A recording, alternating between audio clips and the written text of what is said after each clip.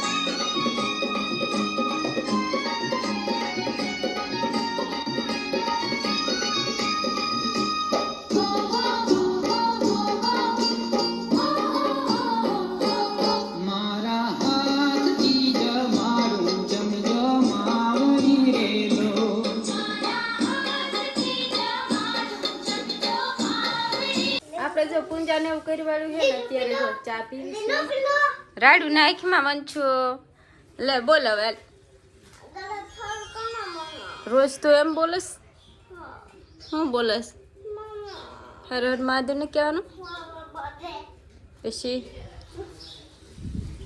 જો વંશીના પપ્પા ચા પીવે છે ને નીને છે ને આ ગલપ ચાલુ કરવો છે અત્યારે ચાલુ કરી તો અંજવાળું કેટલું થોડુંક જ પડે દિવસે ન પડે સાંજે જ પડે એટલે હું ચા પી લો મારી ચા કરી દેશે અને પછી જાઉં છે ગામમાં ગયા હતા જો ગામમાં જઈને આવ્યા અને આપણે જવાનું હતું પ્રસાદી લેવા દશામાની એક જગ્યાએ દશામાના વ્રત ઉજવતા અહીંયા આપણે પ્રસાદી લેવા જવાનું હતું તો જઈને આવ્યા અહીંયા આપણે વ્લોગ ચાલુ નહોતો કર્યો અને આપણે વ્લોગમાં નહોતા લીધા બધા નવા માણસો હતા એટલે થોડોક અજાણું લાગે ને એટલે આપણે કાંઈ વ્લોગ ચાલુ કર્યો નથી ને જો પાછા ઘરે આવી ગયા છીએ અને અત્યારે જો આ તોરણ છે ને કેદુના તૈયાર કરીને મેક્યા આ ખાલી ભૂંગળી નાખવાની બાકી હતી તો જો આપણે આ તોરણ આ સોંટાડવાના છે પણ અહીંયા નહીં હેઠે ઘરે ને અહીંયા આ તોરણને સોંટાડવાના છે એટલે હમણાં ઘરે ઘરે સોંટાડવી ને અત્યારે જો રેડી કરી નાખ્યા છે ભૂંગળી નાખી બાકી તો તૈયાર જ હતા મઢીને એવું બધું ને કેદુના વાટે વાટે પડ્યા હતા આ ભૂંગળી વાટે જો આજ કપલેટ કરી નાખ્યું ને આજે ટીંગાડવાના છે ને અત્યારે જો વંશો ગામમાં રોકાણો છે ને જો અમે ધાબા પર પાછા આવી ગયા છીએ ને અત્યારે જો વરસાદ આવે એવું વાતાવરણ થઈ ગયું છે જો આ બધે કેવું લાગે થયા વરસાદ આવશે જ જો થોડું વાદળ એવું બધું છે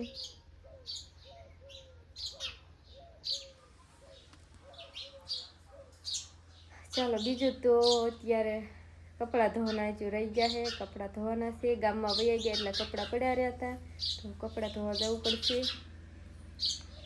ચાલો કપડાં ધોવાનું કામ લઈ લેવી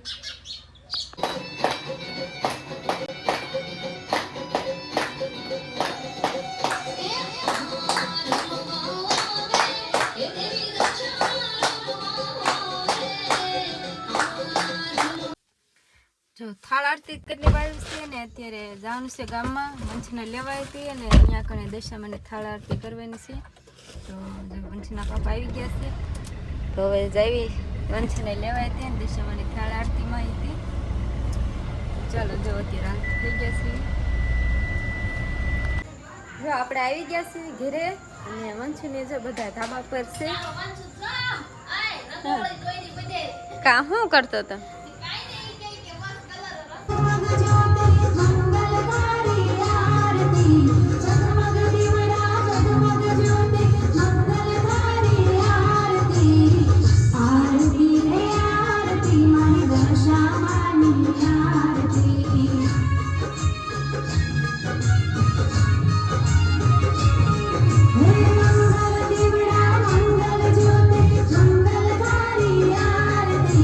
मंगल